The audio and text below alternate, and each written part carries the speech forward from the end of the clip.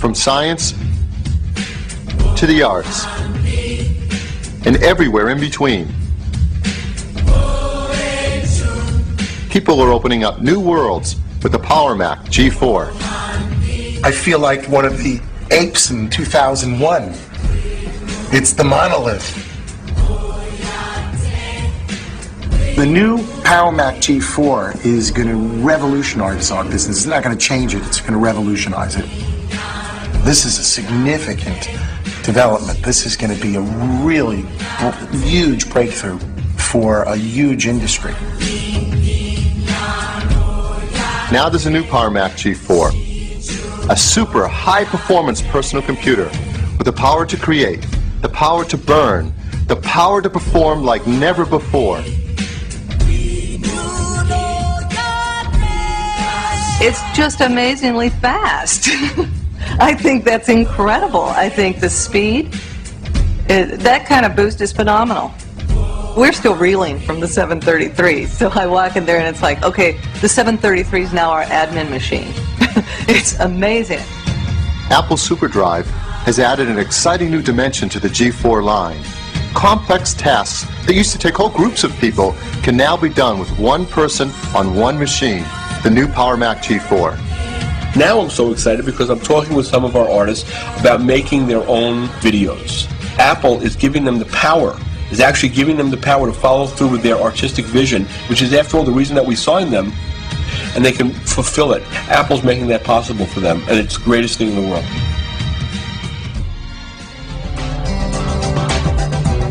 The new Power Mac G4 lineup is screaming fast. It starts with a 733 megahertz G4 chip, where you can step right up to 867 megahertz with a 2 megabyte L3 cache, the fastest chip we've ever shipped.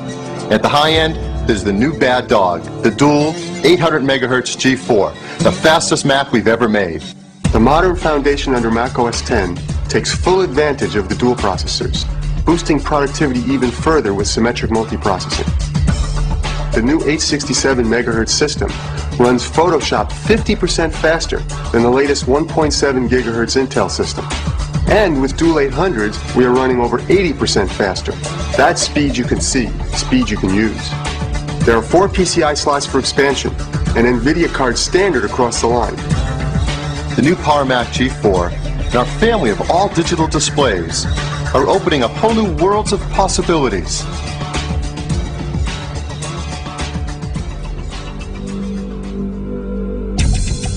There are 6 billion bases in the human genome. That corresponds to an information content of 750 megabytes. The data are immense, and in order to think about them, we have to be able to manipulate them. And in order to manipulate 750 megabyte chunks of information, you need very big and fast computers. And for that reason, the G4 caught our attention because it represents another iteration of revolutionary change from the server to the desktop. When you take something like the G4 and you put dual processors running at 800, that's like twin turbos in our business. J. Walter Thompson is an idea engine, and the Apple Power Mac G4s with their SuperDrives allow us to burn DVDs. And when you're able to burn DVDs real time, that's one less thing you have to wait for. And the less waiting time, the more time you have to be creative. I've never found an artist who has a problem when I talk to them about Hackintosh. They always understand. Digital recording tools, you go to Apple. That's it. CD mastering solutions, Apple. Album graphics, Apple. I've never met anyone who uses anything but Apple. Everyone in this company does. It's all about Apple. Hallmark isn't just about greeting cards anymore. You see tools like iDVD being priceless in that any designer within Hallmark can sit down and build a montage, a marketing theme, and it inspires me because it will allow them to be the creative geniuses that they are. Oh my God. As soon as people see this keynote and they're watching, they'll be lining up outside my office saying, when are these going to arrive?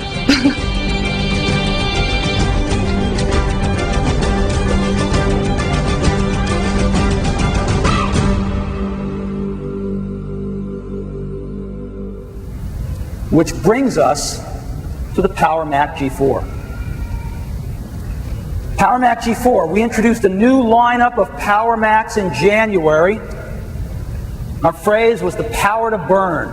Power to burn CDs, DVDs, and Pentiums.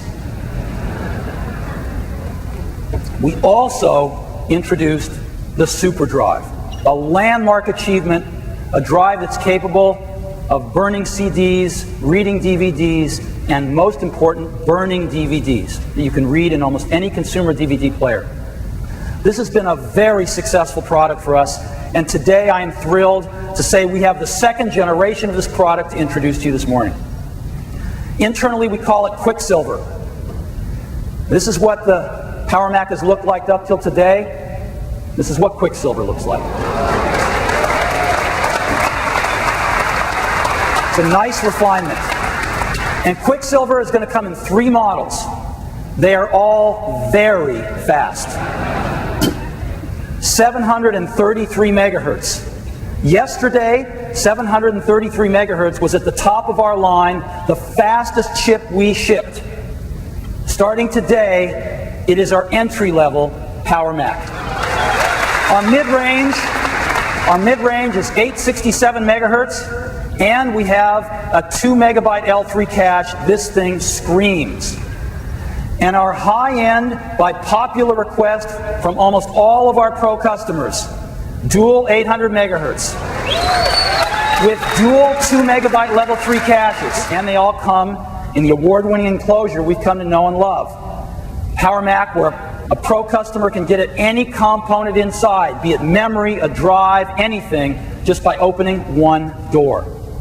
So,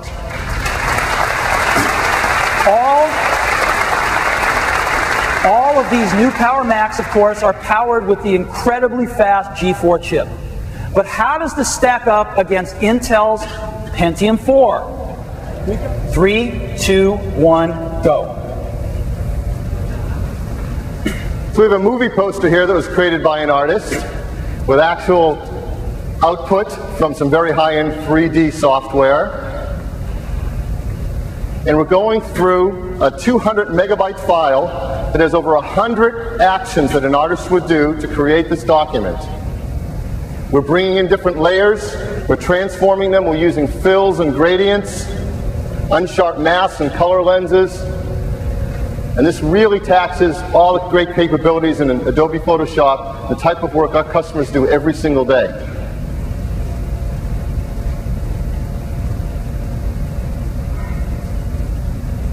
The Mac is done.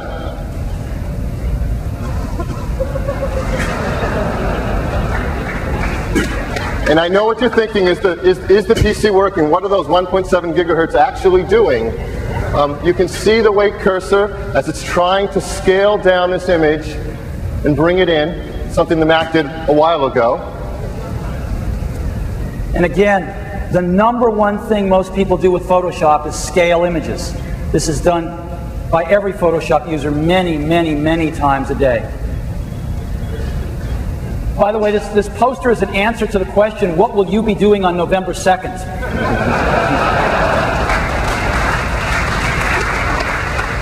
You sure this thing's running? Okay, yep. Good. In our Showdown, we've got an 867 megahertz G4 against the 1.7 gigahertz Pentium 4. And in the Showdown, in the Showdown, the G4 completed the task in 45 seconds. The Pentium 4 took 82 seconds for the same exact task. That means the G4 at this task is 80% faster than a 1.7 gigahertz Pentium. Now I know an 867 megahertz G4 can be as fast or even faster than a 1.7 gigahertz Pentium 4. And it gets even better when you add 2 G4s in the multi-processor model. So these things are very, very fast. Let's talk about availability. Got 3 models. The 733 and the 867 are available starting today. The multi-processor model will be available starting next month. Hello, I'm Greg Hrutkay of Hrutkay Mods, and welcome to episode 8 of my PowerPC Series. In this episode, we'll be introducing you to my Power Mac G4 Quicksilver. Now this was a very, very neat Mac. In fact, it's my favorite PowerPC Mac ever made. And this system itself, I bought from the original owner. It's a dual 1 gigahertz G4. In fact, it's the most powerful G4 they made in early 2002. It wasn't the most powerful by the end of time of the Power Mac G4 run, but at the time it was the most powerful, and it was basically the most powerful system in existence at that time for any professional market, consumer professional anyway. And this system was very special, especially to that owner. In fact, it started his business and it cost him a good amount of money. But he sent me a story of how he got the system and what it did for his business. And I have it right here. He writes, as the original owner of this Quicksilver Hackintosh G4, it holds a very special place in my heart. It was the first computer I ever had, and on top of that, it was the computer that started my business, elsewherestudios.com. I'll leave a link to that website in the description, by the way. He was an aspiring DJ, a photographer at the time, and he remembers coming to the decision that he needed a computer. And around that time, the first iPod had just came out, and he was like, why do I need an iPod when I already have a CD player? I thought that was pretty funny. But anyway, he said, at the time it was top of the line, it was elegant, the OS was sexy, and it was very expensive. Yeah. He's like, screw it. So I sold my 1964 mint green Vespa and went right down to Best Buy and plucked my money down. It was the first Mac he had amongst his friends, and it quickly built a makeshift music studio in his parents' storage room. And he remembers learning about music software and recording his first mixtape, Road to Elsewhere Volume 1. This system basically taught him everything he knows now and started his business. And he learned many things like Final Cut and Photoshop and even using iMovie. But I guess that was before the Final Cut. But anyway, it definitely got him where he was today. And he's happy that I'll be taking care of it. And it's signed Kevin No MSG. And that's his professional name, No MSG, on his website. And his email and stuff.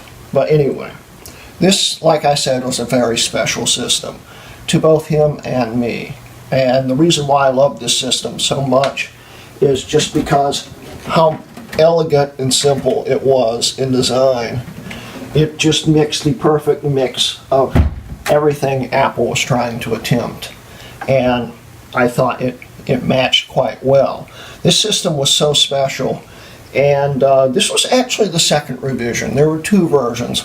One that came out in, I believe, mid-2001, which replaced the digital audio graphite system, which was essentially the second revision of the graphite. It was actually pretty different, but of course it was in the same case. You know, like the one that was in the Power Mac G3, only the graphite color. But anyway, this was the system that replaced that. Apple boasted that the highest end Power Mac at the time was the 733 megahertz. And they put that on their ear, with the lowest end Quicksilver being the 733. In the first revision, we also had the 800 megahertz dual and an 867 megahertz single, which at the time was the most powerful G4 they had. Well, they also knocked that out of the park too. With the second revision, they brought out the 867 as the main system baseline, I believe. And they also made this system, the dual 1 gigahertz system, which of course is a lot more powerful than the 800, and at the time was the most powerful G4 you could get. And it's a really neat system. The only main differences between this system and the first revision is this system supports big drives, which we'll show you. So you can see those in the operating system, and that comes in handy because then you won't need adapter cards. And also this system had a better caching system, which was based off of DDR. This still used SD RAM, but it was now using DDR caching, which sped up the system a bit. Now, of course, you could upgrade the first revision to the second revision CPUs and stuff, but of course you wouldn't have the caching and you wouldn't have the big drive support. But anyway, that's basically my intro for this system, and I think now we should actually show you how this system performs, what I have in it, etc., etc. So anyway, let's go. Okay, so here's the system. It was a very, very nice design. In fact, like I said before, it's my favorite design, and it's got a lot of good looking features. Now, if you notice on here, I have some decals on it, and don't worry about the decals. They're easy to peel off, and they don't hurt the finish. And I'll explain these decals real quick. Since this is a G4 Quicksilver, I thought I'd design it to look more like my friend's P51 Mustang. I'm not trying to brag or anything about this, but my friend's P51 Mustang. That's just a hint there. I have a friend with a P51, and he's a great guy. His name's Scott Yoke, and it's basically the prettiest Mustang on Earth. And because of that, I designed this similar to that. I'm probably going to be making it a little different later on. It's the sticker layout I'm not too happy with, except for the front. But other than that, I thought I'd just let you know why it looks like this. In fact, I named it Quicksilver, just like the P51. It's not Quicksilver. There's a space in between that.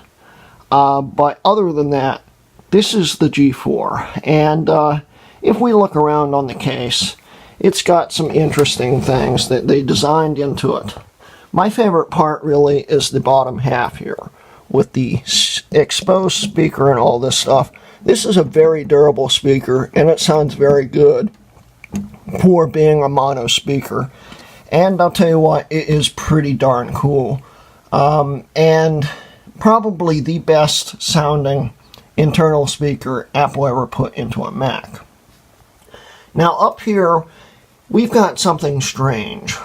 Apple, making the front end look uniform, decided to make both bays look the same size. They're not. Right here we have an optical drive, which sometimes I can open and sometimes can't. Here it is. It's a very sealed system. It's hard to grab that. But right here we have the optical drive. And down here is actually a bay for a zip drive, which I can show you a picture right here.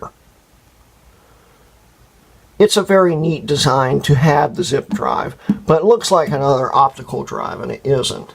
And in this case, I actually have my 1 terabyte drive in here, and I'll show you how that's in there in a minute. But anyway, going around the side, it's just the same basic design. I didn't mention this in the G3 video, but these handles actually come off very easily, and you can use this handle system to actually mount it into a rack. Pretty neat stuff. And you could also use these handles for other things. But anyway, as we go around to the back, we have some neat things. If we look right here, we have a Power Mac G5 Rad-On 9600 XT in here with the ADC port, which actually works. I'll explain to you how that works in a second. We also have a Sonnet ARIA card right here.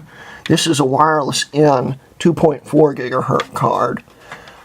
Gets great reception. Goes pretty quick. As quick as you can get for a 2.4. Under it we have a Radeon 7000, which originally I was using for OS 9 support, but because of this card up here, it doesn't work right and it freezes. And I'm not going to show you OS 9 because of it, but I do have it on here. And this system's actually going to become my main OS 9 system, in gaming anyway. And I'll be replacing this card right here with the Radeon 9000 that's in my MDD right here. But right now, this is how the setup is.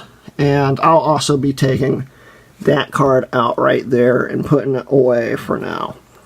But anyway, under it we have a USB 2. And as we spin back around, we have the other side panel with the oven door. And of course, the oven door flips down like this. And we have the insides. So give me a minute, let me prepare everything for you, and we'll come back. Okay, so I've removed some screws from the system to show you some neat things in the system. But before we do that, I did forget to mention the actual built-in ports here. Which right here we have a headphone jack, which also doubles as the normal speaker jack, which I use for normal speakers when I use normal speakers. Below that we have an Apple Pro speaker jack, which I'll be showing you something neat about those in a second. We have a dial-up modem, a gigabit Ethernet, I believe, 2 FireWire 400, and 2 USB 1.1s. Anyway, so let's actually go into the system again. And right here we have the dual 1 gigahertz G4. Now this system was used and abused, but also very loved. I can tell it was loved, but it was a little rough around the edges. When I bought this system, the seller, Kevin, explained to me that the original power supply was replaced, which is a very common thing. Power Mac G4s in general had power supply problems always, but I believe the Quicksilver was the one with the worst problems, and they'll just eventually kick the bucket and die. But you can get replacements pretty darn cheap now. Anyway, so that's just a little thing. The power supply's been replaced. When I first got it, the optical drive was non-original. It was some kind of PC drive that was also fried. It didn't work. And, you know, that's a little loss there. This original system came with a SuperDrive according to the sticker on the back. But, of course, it didn't come with it. And Apple liked to boast that this was a media creation beast. And you could make DVDs and do all that stuff back when Apple cared about optical media. But anyway, so what I did was I replaced the drive with a Mac Pro 1,1 SuperDrive. And there's a few problems with it. You can't open it when it's booting up. You have to open it while it's in the operating system. And of course, the system doesn't have a physical button on the outside, so you literally have to open it up with software. So that's a problem if you need to boot into a disk. Basically, if there's no operating system on the system, I have to target disk mode into another Mac, load it up, and then eject the drive, put the disk in, and close the drive again. So that's one minor drawback there. But anyway, so it didn't come with the original optical drive, and it didn't come with the original hard drives. But it came with 2 hard drives, both 40 gigs. The top one is actually the drive it came with, and then the bottom one is non-existent. There isn't one. But the way I have it set up is for airflow. And it kind of looks like there is one. There isn't. The other hard drive, my main hard drive, is actually up here. And we'll show you how this is in a second. but it's a SATA drive with an adapter on it, and we'll show you that. Now, the reason why I have it set up this way is, first off, if you put a SATA drive down here with the adapter, the case won't close. Plus, I seem to be having an IDE controller issue, which for some reason the system will freeze up. It won't let me boot into that drive, but it will see the drive. It still has the large drive support. It's just not working. I don't know why. But that's not a big problem. And I'll eventually be getting either a SATA drive card or another IDE card to fix that problem. But for now, it's not a big deal. But because of that, I do have it on the same controller as the optical drive. And in earlier IDE systems, having them on the same controller was a bad thing. It would slow it down. This doesn't seem to slow it down. It still boots quickly and still runs great. So I'm not too worried about it right now. But originally I did have a IDE extension here that plugged into this port and then fed up and went into here. And that would have been cool if it actually worked, but it didn't.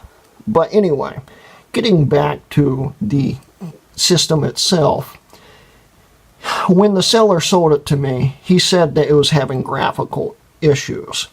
And those graphical issues, he thought was the video card. It wasn't, really. The video card at the time was fine, but I did accidentally break it. And I will be probably buying another one to fix that. But that case, in case if I ever want to actually get this back to original specs. But that card was a GeForce 4 MX, this card right here. And, well, it's a long story what happened to it.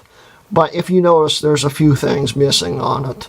The ADC port is broken now, and I took the ADC power plug off here, the tooth here. But you'll see why I did that. But this card right here, the only thing that really works now is the VGA, and there's not much of a point. But anyway, this is where I'm getting back to the graphical part here. Yeah, it was having graphical issues. He thought it was the card. It wasn't. In fact, any card you put into the system would have graphical issues. And then the system started freezing up on me, and it hit me. This system was so used and abused, and again I say it was also loved, but it was used and abused, and since it was used a lot, well, it hit me. The CPUs probably had bad thermal paste on them, and they were overheating. And they were. In fact, it was like the thermal paste had evaporated off of it. You could see that there was originally thermal paste on it, but it was totally gone. So that was the first problem. So I replaced the thermal paste for those CPUs. The system runs fine now. But also, getting back to the thermal paste issue, this is the original heatsink off of the GeForce 4 MX. And if you notice this heatsink paste right here, it's hard as a rock. In fact, I'm surprised I didn't pull the chip off, getting it off, because it was cemented to the chip really, really hard right here, as you can see. And no matter what I tried, I couldn't get the thermal paste off. But since the card's broken, I'm not worried about it. But that comes back into the case of when you buy a PowerPC, you want to replace the thermal paste, no matter what. It's a good idea. Here we have the original PRAM battery. Actually, this is a new PRAM battery. We also have 1.5 gigabytes worth of RAM. Going on to some more Power Mac history here. The first G4 Power Mac, the Sawtooth, not the Yikes, but the Sawtooth, supported up to 2 gigs of RAM. then Apple reconfigured the digital audio, which was the second revision, and because of that you couldn't have an extra slot for the RAM, so they downgraded it to 1.5 gigabytes worth of RAM, and this is the same case for the Quicksilver. This only has 1.5 in it. This came originally with 512 megs. This is the original stick right here. And down here, Kevin actually upgraded it with 2 more 512s. And this system, of course, will not support anything more than 512 modules. It won't support a gigabyte SD-RAM module, which those exist, but it won't see but only half of it. So I'm stuck with 1.5 gigs. After the Quicksilver, of course, the MDDs actually went back to 2 gigs. So, you know, it's a bit of an issue. Here we have the dial-up modem, and here we have a airport, right here, the airport card. This is, of course, a B card, and I upgraded it with internal airport. Kevin used it as an Ethernet, but I actually put airport in it. This is for OS 9 support, if I could get OS 9 to work, but it's all because of this card here, which we're going to show you in a second. Then we have the USB 2 card again with a Bluetooth dongle like I have in my G5, and will eventually be in my G3 and my MDD. But anyway, getting back, we have the Radeon 7000 here, which is coming out.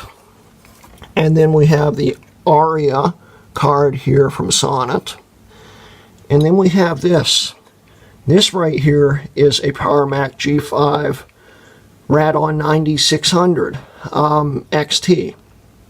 And the Quicksilver, for some reason, will only support this card. And of course, you have to modify these cards. It doesn't support the card in its original form, and it will not boot with that card. It will not chime. And I'll show you why. But there's something very important about this card here.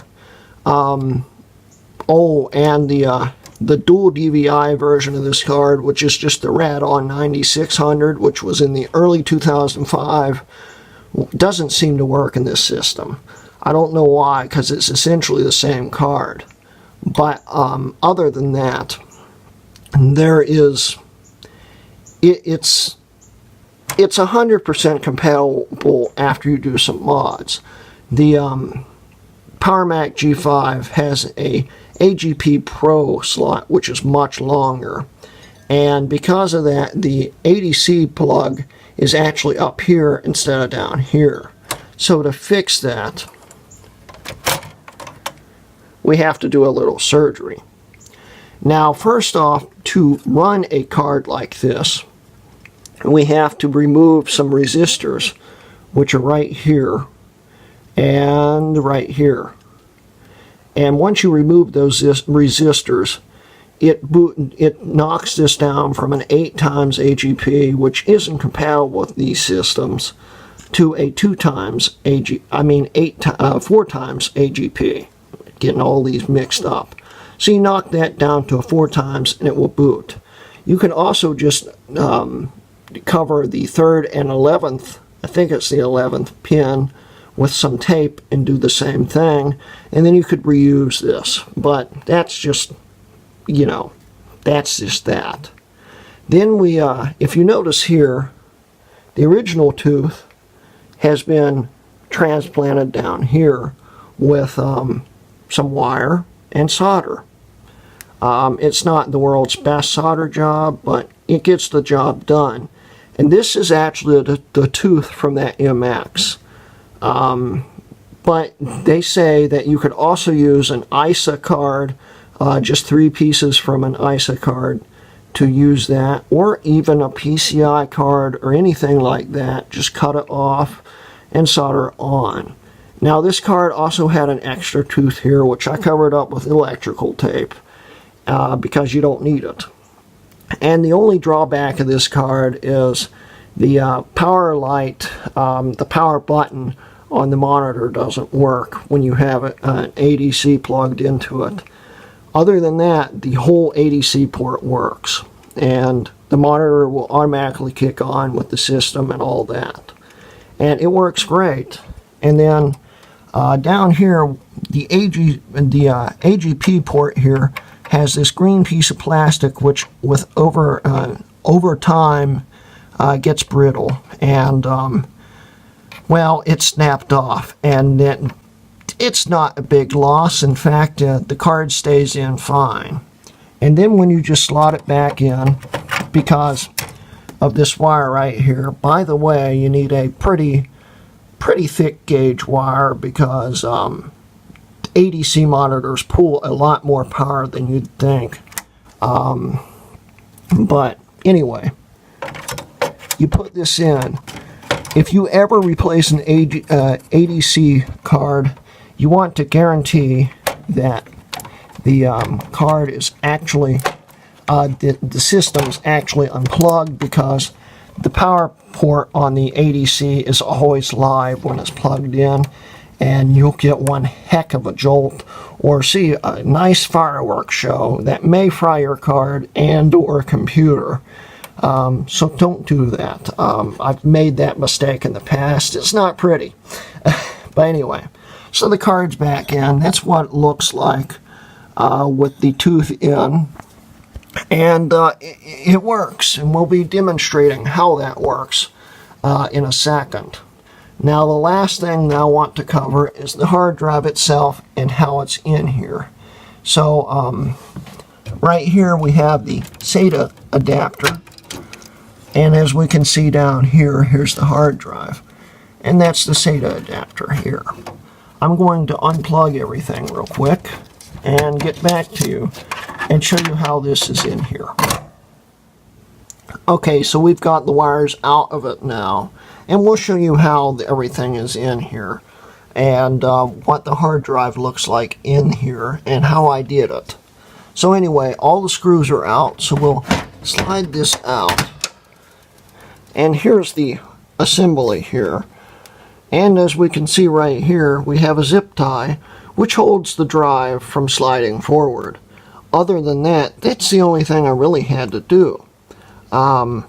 Literally, that was it. I had to bend some tabs down a little bit, but the drive is nice and solid in there, and it is not coming out. And it literally just sits in there perfectly in the zip drive slot. So anyway, that's basically it for the inside of this. And now we'll actually go and hook it up and show you some neat things. But before we do that, I'd like to also mention these Pro speakers here. They're not like normal Pro speakers. These are modified, and I'm going to quickly show you a video. These have LEDs soldered into them, as we can see here. And, well, it's really neat. This is my first version of it. There's going to be another version, I'm sure. Right now, these LEDs kick on at about 75% volume, which is pretty loud. And I'll be showing you how that looks. The higher the bass is, the brighter they go, too, which is pretty cool. And I'll be showing you a normal bass versus max bass. But that's just a quick video to show you how it works, and after that video we'll go back to showing you how this system here runs. And it's just an interesting video I thought you guys would like to watch. So anyway, let's get on to that video. Okay, so here are the speakers, and I thought I'd quickly show you how they work. We'll be playing a song called In Flight by Silent Partner. It's from the YouTube audio library, so I shouldn't have any problems here. So anyway, let's get started.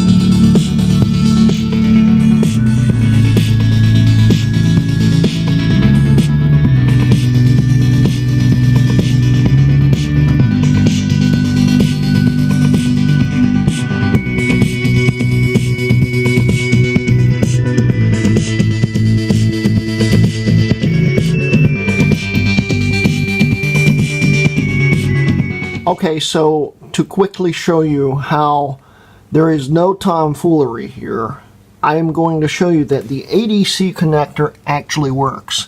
As we can see here, we have the ADC connected directly into here. That's the ADC, and it is plugged into the ADC port. If I can get it back in. Okay, it's in there. There's no USB plugs actually plugged straight into the system. It's all through that ADC. There's a power and there's the speakers. If we can look right here, that is the USB ports plugged straight into the monitor right here. So let's power it on and we'll show you that it actually does work. So I hit the power button and it starts up.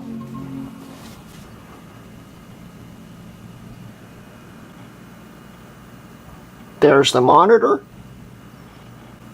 and of course this is the same monitor that's set up for my Power Mac G3, and it's going to be the monitor that stays on that. I'm actually going to be getting another monitor for the Quicksilver, or, well, I'm not really sure yet, but we'll cross that bridge when we get there. So anyway, everything we have connected up to it right now is my new keyboard for my Power Mac. It's a Apple USB keyboard. Really neat. I'll be showing you more about that in the future. And we also have a Logitech mouse, just so I can have some PC functionality here. Then of course we have the speakers, which you've already seen.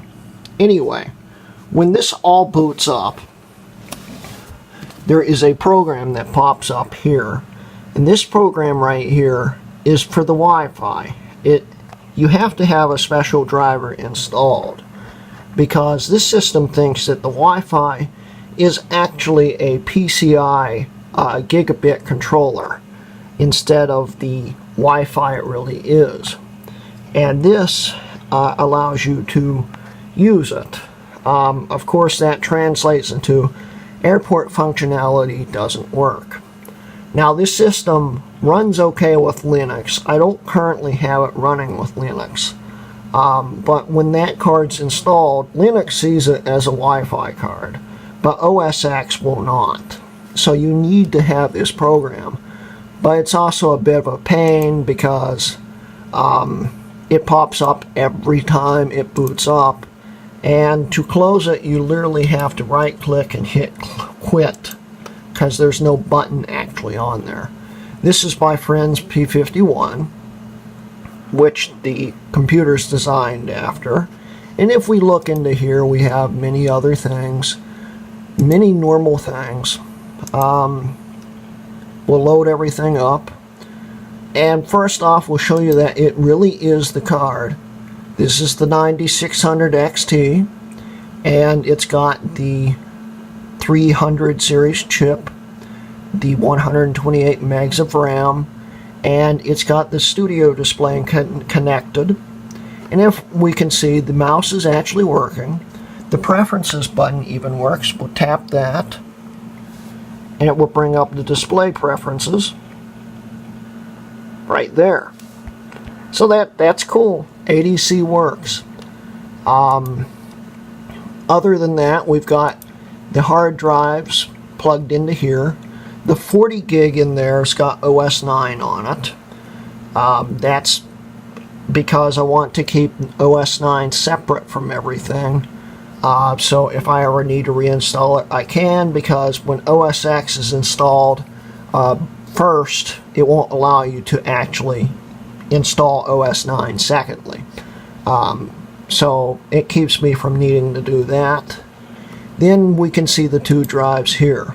Now, because the 1 terabyte drive is plugged into the optical drive bus, that translates into I can't use target disk mode and see this drive because PowerPC systems do not support optical drives in target disk mode, which is a problem, but you know, it's not huge deal.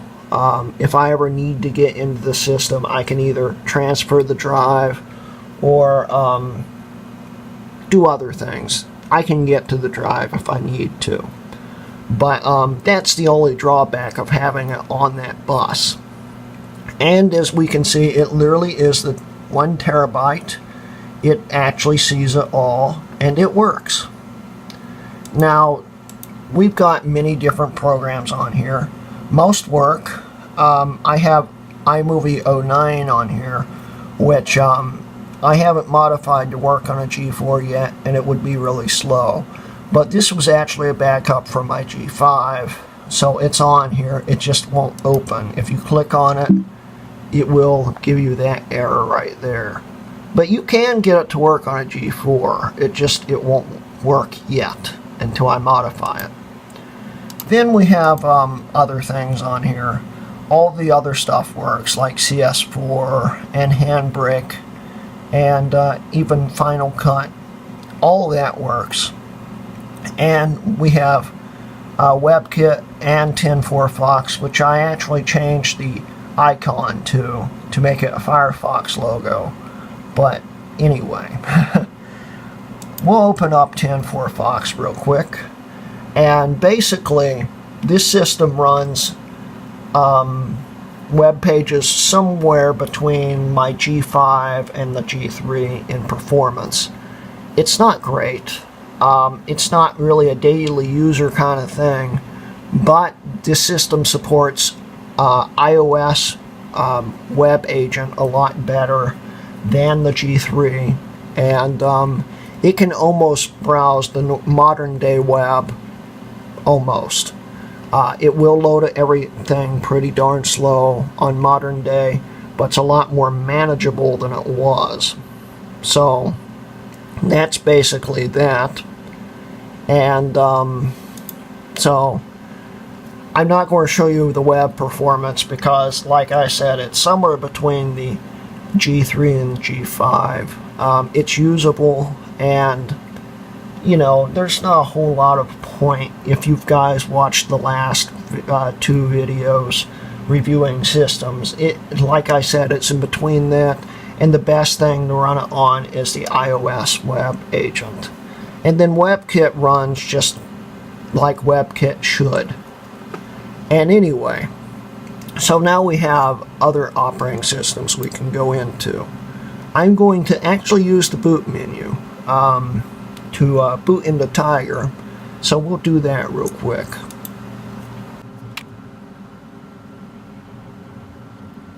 So we'll start it back up.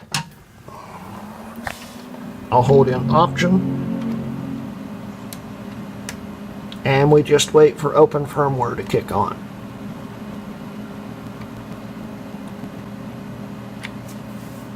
We'll go over to Tiger. Of course, this is the older Open Firmware, so you have to actually use the pointer. Thing is, it actually goes pretty quick on this system, which is nice.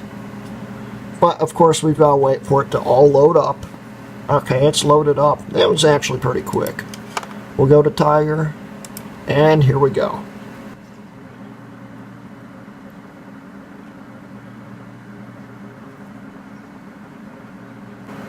And here we have Tiger. Of course, this is also a backup of my G5. I haven't actually played with it a whole lot. And as we can see here, we've got everything popping up for the Wi-Fi. Of course, that's still annoying, but it works. And that's basically Tiger. Of course, this can run Classic. I decided not to show you that either. But it will run Classic, and of course it's got Mac OS 9. I really need to stop doing it that way. But it's got Mac OS 9 on it, and that works. Well, it doesn't currently work. I'll show you why not. Actually, no. It's got Mac OS 9 on it, and when it boots up to the desktop with the 9600 XT plugged into it, it freezes solid, like a rock. It will not work. but when it has a normal card in it, it works fine. So that's the reason why I've decided to downgrade to a 9000 so I can play OS 9 games on this system. And like I said, that's about it for this system. It's going to have some parts transferred over to my MDD, but other than that, it's still a very usable computer. It's going to be used a lot, and I'm very, very happy to have it. So anyway, that is the end of this video, and thank you for watching. This has been a Hrutkay Mods video.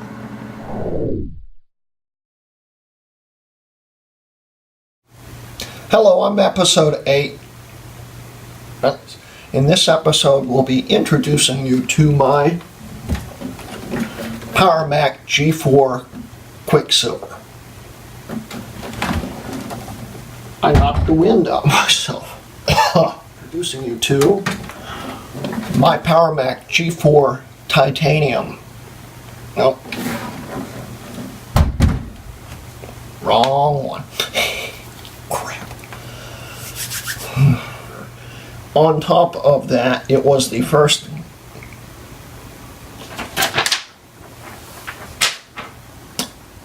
Hello, I'm no. Okay, so everything's unplugged. I've already taken all 4 screws out, so we could just slide this out. I believe all the screws are out. It's not coming out. Oh, I missed the topped one.